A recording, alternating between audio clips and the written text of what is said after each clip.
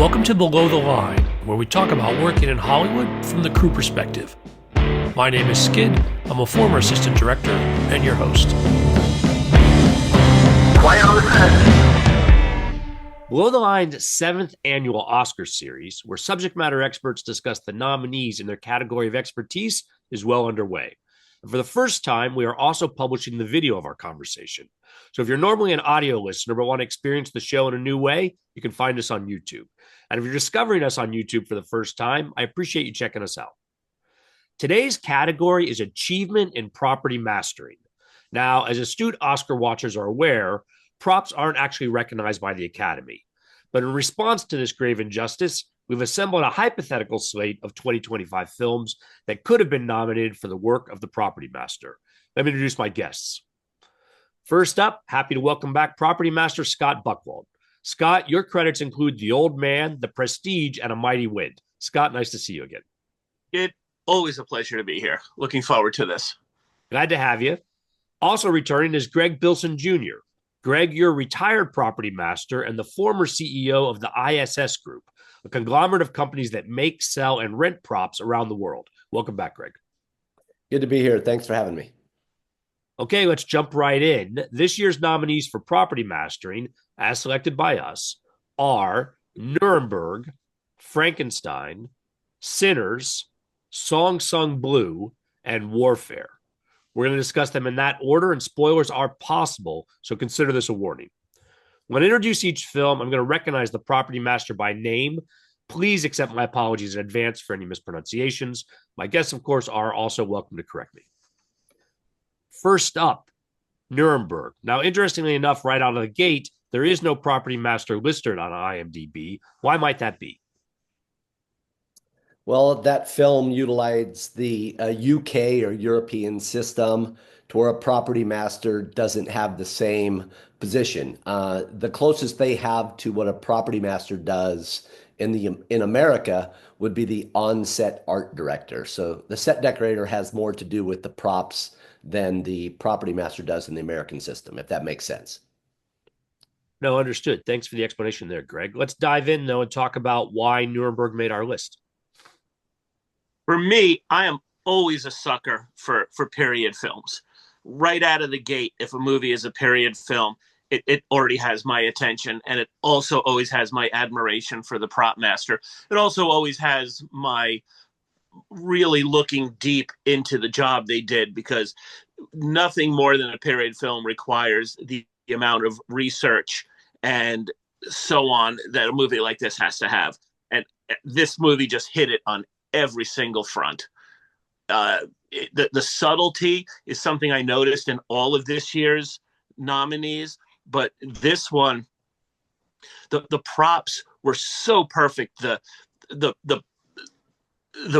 casework, the paperwork, the little things in the movie really drew me in. Yeah, the subtleties of this film, it focused a lot on the relationship. This story has been told before, and it wasn't just a procedural legal lawyer situation, but the relationships between all the personnel involved, including the prisoners and the people that were on trial. So if any of those props took you out of that moment, then it would really affect the story being told about the relationships that were developed with some incredibly notorious people. So to Scott's point, the details, the paperwork, the handwritten notes, the binders, the volume of things that took place in every single scene, the press, just every aspect of it was really very well done. When you look at the binders, it's very easy for the prop master to have just assembled thick binders, but it never seemed like that was the case. It looked like photos were researched, film footage was researched. The binders all seemed to be the appropriate length. It didn't seem like he just did the work on the outside of the binder and then just stuffed them with paper. They all seemed to be as thick as they needed to be. The aging seemed to be appropriate, considering that the binders were new for the era, but they had the right amount of aging just from the amount of times they'd been opened and closed and passed around. It's these little details that as a prop master, I might notice, but I think for the audience where they might not zero in on that in particular, it it flavors the overall piece, and it just makes it perfect. It makes the orchestra fully play in tune from beginning to end.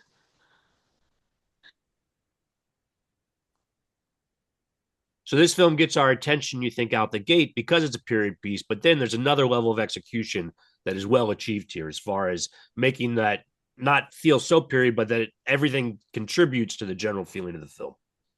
Sure, even little things like the glasses and the briefcases, um, it's those things that are always going to be up to the prop master's interpretation. When you're looking at certain things like the military insignias that the characters wear, those are what they are. There's not much way around it. That's easily researched. They put the appropriate amount of bars on people and so on. But when you're looking at the way the documents and the court cases are put together, that has to be done with researching a case of this magnitude. And everything just has to have that feeling. You don't want it to be too light, but then at the same point, you don't want to make it the folders and the binders so ridiculously thick that it's also, like Gregg said, that's going to take you out of it. And I know I'm focusing just on the binders because that's really at the forefront, but the whole movie falls into just the right amount. It's the little nuance, the little subtleties, and that is an artistic choice. And that is why I feel that the prop master is totally an artistic position.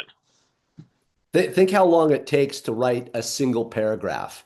Multiply that by several hundred, even 1,000. They had to do so much detailed work on putting all that together to where it looked really, really very well, very believable.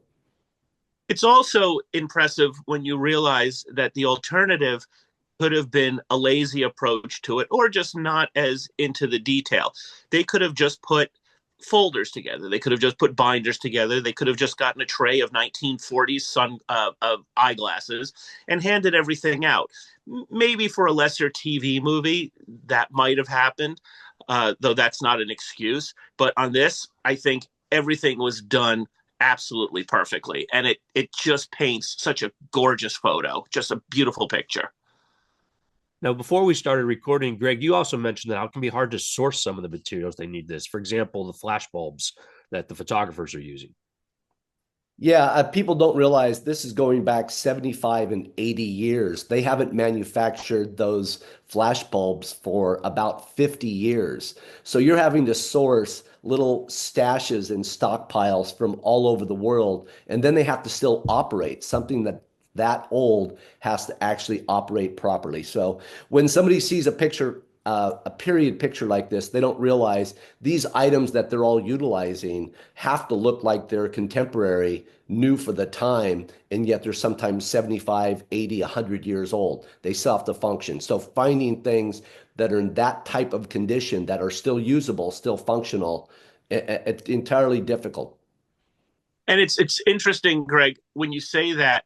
Again, it's the kind of thing that unless you're a prop master, you don't appreciate that. When the audience goes to see this movie and all of the flash bulbs are going off the way they're supposed to, there's no oohs or ahs. No one looks at it and goes, that's amazing. Where in the world did they find those? They just accept it. And it's the magic behind the camera, to me, that really is what prop mastering is all about. That when they had to get those flash bulbs, it also wasn't sourcing just 10 or 20 of them. There were probably hundreds of them that they have to have.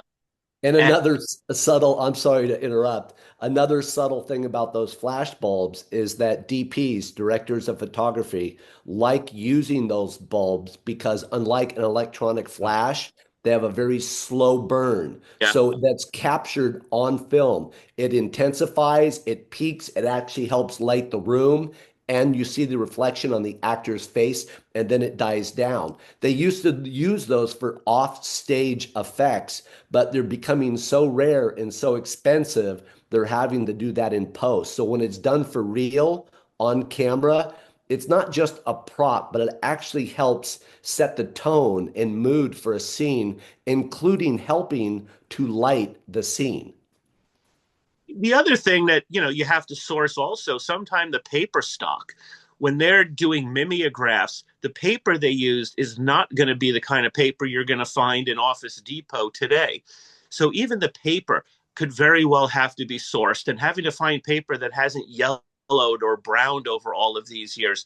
It's just on a movie of this scope, there's so much work just to get to the starting point. And to me, that is all why something like this is Oscar worthy. It's rebuilding a set. It's redoing all of the costumes. You know, the costume designer, the production designer, all get all their accolades for the work that they've done. And the prop master has put in just as much to balance their end of the project. And the fact that it is overlooked is absolutely criminal to me. And if any of these things aren't done correctly, the camera isn't working properly, the microphone, the recorder, it actually takes the actor out of the scene and affects their performance directly as well. So it's not just a prop that ends up on camera, it lends itself to the entire performance and the entire look of a film. Using the flash bulbs again as an example, and the actor's performance, like Gregg said, it really puts the actor back in time, because when the actors are walking through the press lineup and all those flash bulbs are going off, and like Gregg said, there's that slow burn, that is what those actual characters would have experienced back in 1946. It's the same thing. So the actor really has something to work off of. And it is because of the props really sending those actors back in time. I think some of these themes are going to come up again and again. Let's go on to the second film on our list. That's Frankenstein. The property master was Christopher Gregg. Yeah, if you are in for a visual treat when you watch this film, my only disappointment is that I didn't catch it early enough to see it in a theater on a large screen in some sort of digital high def. I did see it at home. Luckily, I have an 80-inch TV, but this is one of the most visually stunning films. And literally every piece of set dressing, every prop that an actor dealt with, including flesh and body parts and horrific, macabre surgical tools that they were taking people apart with. There was a beauty and a purpose to everything that was done in this film. There were a few props that I've never seen before because they were created entirely for this project. This story has been told a million times. And the way this story was told and the way it came across on film was absolutely amazing. There was one prop, I'm kind of a gun guy anyways, so I was really drawn to it. It was a rotational blunderbuss. I've never seen anything like this used, and I was just sucked into this film from the very first moment. This movie to me is very unique because it's a historical period piece, but it's fantasy. So certain things where you do have to do the research to make sure that it's period correct is also in a way put into a conglomeration of fantasy props that you could say, well, this never existed, so it doesn't matter what it looks like. We could make it look like anything, which isn't true, because you still have to create a fantasy prop, of which like Gregg said, there were many, but it has to look like it's period correct. So if such an item did exist, the prosthetic leg, that has to look like something that would have existed at the time that this movie was taking place. Mm-hmm. So it doesn't really give you a get out of jail free card. There is still you're still kind of beholden to the time in your aesthetics of the creation of each prop. And the fascinating part, it dealt with so many different aspects of period stuff. There was the beginning of surgery, trying to, remove parts. There was the early photography that one of the characters was into, and they were memorializing the process. And you would see some of the photography work, the hand sketches that were done for the surgical procedures, the notes, all done in perfect calligraphy. I mean, the amount of work that went into this was amazing. And then I cheated a little bit, and I saw a lot of the behind the scenes with the Guillermo and the art department, the makeup and effects, the effects people, the property master. I've never seen a director. He's one of my favorites. He tells stories like nobody else. But the collaboration and the amount he leans on his department heads is what this industry is when it's at its absolutely finest. It's amazing the amount of work that went into this project. For anybody in our industry who would say the reason that the props are not part of the Oscar or Emmy nominations, all the major awards, because they're beholden to the art director or the production designer, really needs to spend some time with Chris Gregg and on the set of this and see how much autonomy he has and how he is working directly with the director. And you could see the director loves his prop master, that he is relying so much on the work of what the prop master creates. It's one art piece after another, and as much goes into any of the props on this as whatever work the costume designer put into their work. And Yeah, there wasn't a prop house, and this was all done up in Canada, and they don't have the as many resources as we have available to us here in the States. They still make obviously amazing projects, but all of what we're talking about, it was either created, manufactured, or sourced. There wasn't a store you went to and said, "Oh, let me go to the Frankenstein section and I'll get all of this stuff." That doesn't exist. So the amount of work that went into I can't imagine what the show and tells were like early on when you were coming up with the color palettes, the textures, the look, the design, the colors you want to really embrace. The process must have been very long. I bet he must have had 20 weeks to prep this. I actually was fortunate enough to speak with Chris, and I was asking him some of these questions. He was doing show and tells once a week. Hmm. He did his main show and tells, of course, during prep. But all and I asked him that once production started, did you pretty much have the movie ready to go? And he said, absolutely not. He was prepping this movie all the way through. And he said once a week he would have a scheduled meeting with the director and they would go through what he had accomplished up to that point. It's it's a scale that as a prop master, I watched this movie with an anxiety pit in my stomach the whole movie. If I had sat in the theater and just watched it, I'm pretty good at separating myself from being a professional in this business. But when I watched it this time, kind of preparing for this conversation today, I was watching it thinking, if this was me, and from the beginning, I had nothing but my hat off to the work that Chris did.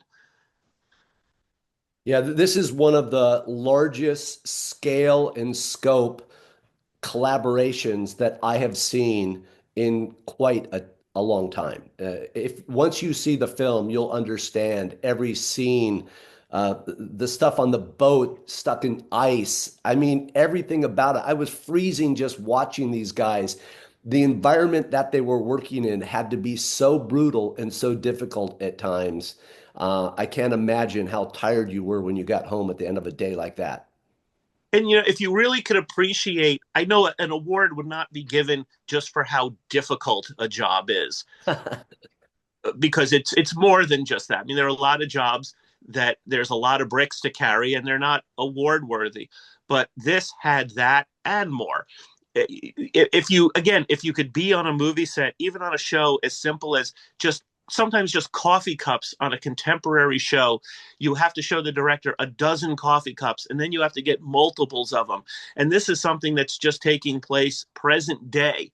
How much work could go into just presenting that perfect coffee cup? Then watch this movie with that appreciation and you'll see it in a whole different light. The movie doesn't let up from the beginning until the end. It's just impressive all the way through. Let's compare and contrast that with the next film on our list, Sinners. The property master is Douglas Ware. Once again, a period film. What's different about this period is that it was one fantasy, and it was very stylized. They were authentic and accurate, or at least in the ballpark on the period correct props, but each thing that ended up on camera had a very specific style and tone and vibe to it, unlike any film I've ever seen. This film mixed several different genres, and I went into this having no idea what it was about.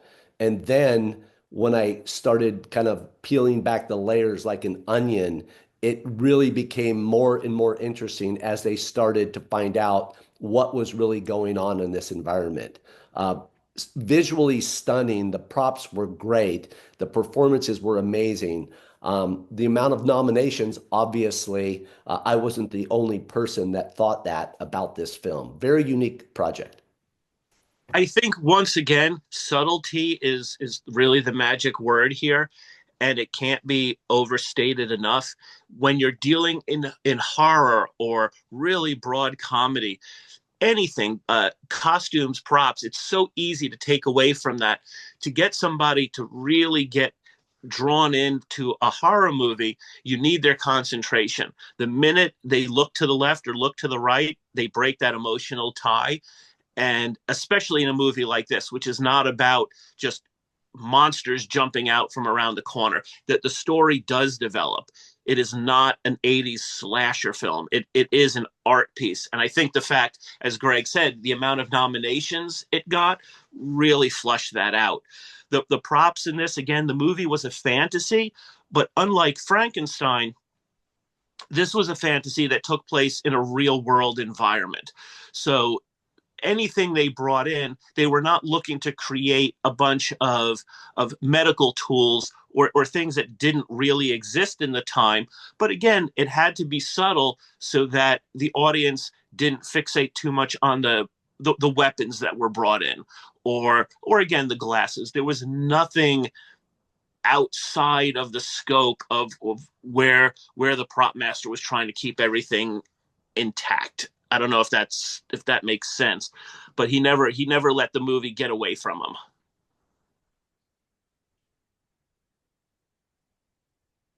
Favorite props that hop out on this one? Anything particular that you're still remembering, like, oh, how that came together, or specific things? Gregg, we had some firearm stuff in this as well. I don't know how those weapons racked up to your expectations.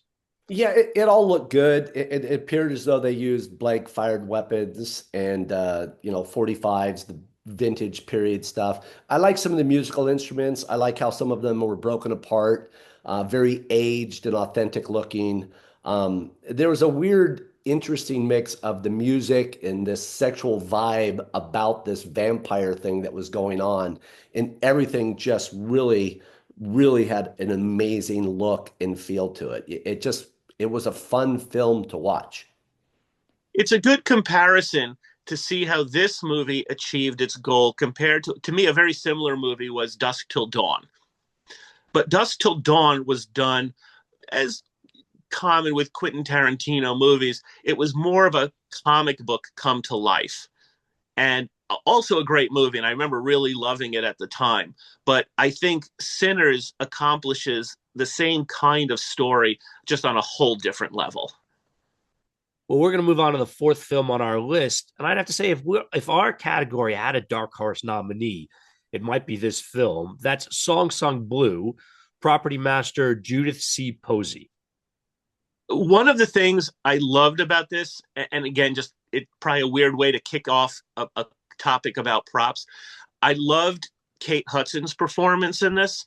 And from there, the props really supported her, supported Hugh Jackman as well. I think she was just wonderful in it. And again, the subtlety of the props. There was never a time where any of them were dealing with props that took away from the performance they were given. The instruments were not brand new and beautiful where you were honing in going, wow, I wish I had that guitar. Everything was subtle. It looked like the instruments he would have had. The records, when he was playing the records, it's a very small geeky detail, but they were playing the album that was the current release at the time.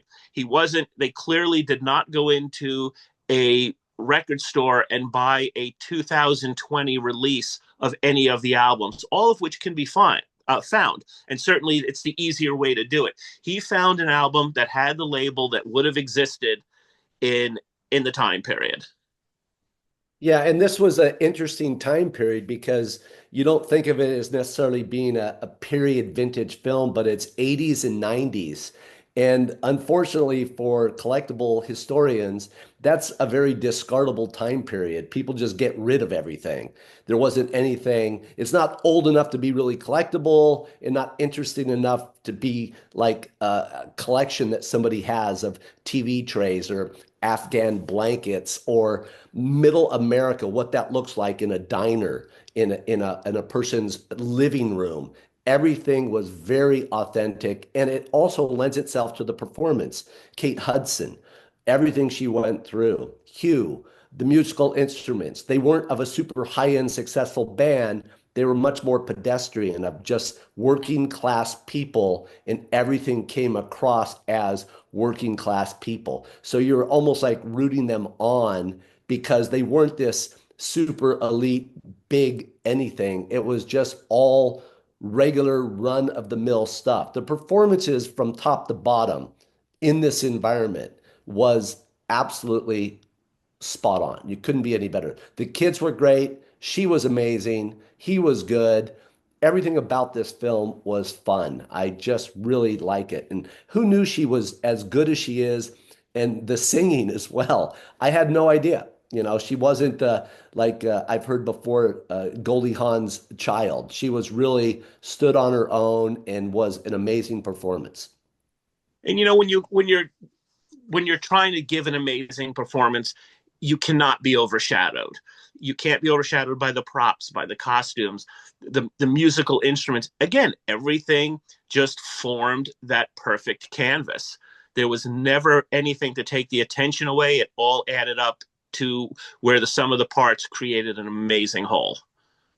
Judith, I had a conversation with her, and she did not feel as though this was a busy or a prop intensive show. And I couldn't disagree with her more because I thought everything was completely spot on. And oftentimes, when our job is done exceptionally well, you don't notice anything because everything is as it's supposed to be. Sometimes the only time we get noticed is something is glaringly wrong, or it took us out of that scene, or the actor used it wrong. Whatever the case may be, when we do our job spot on, we never take the audience out of the moment, not the actor, not any aspect of it. Yeah, it's nice to hear that she was so humble about it because she really did paint a beautiful picture. The fifth film on our list is Warfare, Property Master Muffin Green. I really enjoyed this because once again, I'm kind of an old school gun guy. And the gun work in this project, it wasn't telling a story, it was really telling about a specific battle and situation that took place. But the amount of gun work in this, I know how much work goes into that to make these actors look like they're seasoned vets that have been shot at for real. There was a certain like terror and horror and visceral reaction to what was taking place. Um, I know how much time went into putting together a boot camp, the amount of ammo that was shot. Everything about this film was so legitimate. I felt as though I actually experienced this battle like the guys that were in this. And I'm glad I've never had to go to war because this is pretty horrifying stuff. Incredibly well done. Again, that anxiety I experienced watching this movie, like Gregg said, I could never imagine myself in this situation. It did not have that classic war film of the 1940s where it all seemed heroic. And as kids, you would want to go out in the woods and play army. This put it in such a graphic feeling that it made me want to run in the opposite direction. The use of the props, of the weapons, when the magazines are being changed, it wasn't done fluid. It wasn't like they press the button, the magazine falls out, and they put another one in. There's fumbling with the props. They're handling it. There's that anticipation and again the anxiety of getting it in there right. working with their communications equipment. Nothing ever was just push the button. There was no sense of calm. The level of heartbeat in this movie was just racing through the whole film. Um, Again, also the level of the gun work, the fact that they shot blanks, you could see that the actors were feeling that in their chest. There was no post-production work on this to where the actors didn't get to experience it. And I think it really does help the actors' performance when their prop is contributing to that performance. They captured the chaos of what a battle like this would really be like. I thought they did a very interesting thing with the sound and the visual post-explosion of some very large explosions that took place and the damage done to some of their fellow soldiers. And in the middle of all this chaos, you're completely disoriented from the explosion, the gunfire, being shot at. Your buddy that you've been hanging out with for 4 months has his lower body completely blown off, and they're trying to triage medically. Nothing's going well. The comms aren't working. The good guys aren't sending backups. They're being shot at, and things are happening that they didn't anticipate. Everything was captured so real and so legitimate. It was just really, really well done. I can't imagine how filthy and dirty and bloody you were at the end of a filming day with some of the scenes that we saw in this project. This is a perfect example of just because you can doesn't mean you should. All of the weapons in this, they could have done that all post-production. They could have added the muzzle flash. They could have added the smoke. All of it could have been done post-production.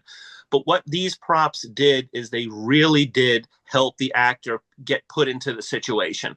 When you're hearing the guns going off, you're feeling the vibration in your hand that multiple rounds are causing when you're pulling the trigger of a machine gun. When you're seeing the brass flying, when you're smelling the smoke, it is really recreating that environment for the actors, and it gives the actors something to play against. I've had several opportunities in the last couple of years as the striving for doing it more post-production has become more prevalent. I've had actors say, I want to shoot real blanks because they want to feel it. They want to have something to work off of. This would be an entirely different experience if they used airsoft and they did it in post. I'm telling you, it is night and day. The actors' performances would have also suffered. The reaction time, everything would have been affected, and not in a good way if they didn't do it the way they did it on this project. 100%. 100%. And that's why I said, just because they can do it, their reasoning is going to only cheat the actors. And it's not just with weapons. There's a lot of physical effects that need to be done to recreate the environment. As much as the actors are trying to recreate a character from a different era or a different situation, the props need to go hand in hand with that. And that props in this show, the magnitude of which they succeeded is just phenomenal. And it goes to show the work of the prop master in something like this. And from what I understand, the director who also wrote this screenplay was in this battle. So it was his memory recounting what took place. So the collaboration between the director, the actors, the property master, and the tech advisor, just them entering a room, the way they would exit a space when somebody was injured, putting the injured person in first, falling back, having each other's backs. Everything was by his memory, and he was really there. So he really captured it incredibly well. There's a certain choreography that goes between the actor and the performance of the prop.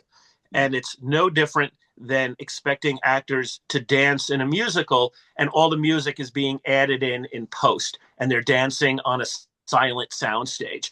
They might be able to pull off the dancing, but certainly not as well if they were dancing to the music as they felt the beat in their chest. And I could promise you on this set, every actor felt that beat of all of that, those explosions and all of the weapons firing. Well, we've got 5 films, all excellent examples of the work that the property master and his team or her team brought to the project. Great guys talking these through. On that note, we will call it a wrap. It is always a pleasure, gentlemen. Thank you. It's always a pleasure. I love doing this. It's good to sit with you and Gregg.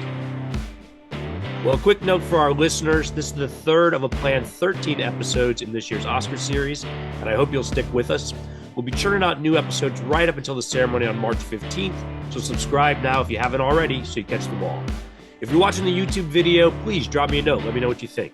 My email address is skid@belowtheline.biz. That's B-I-Z, and I'm always grateful for your feedback.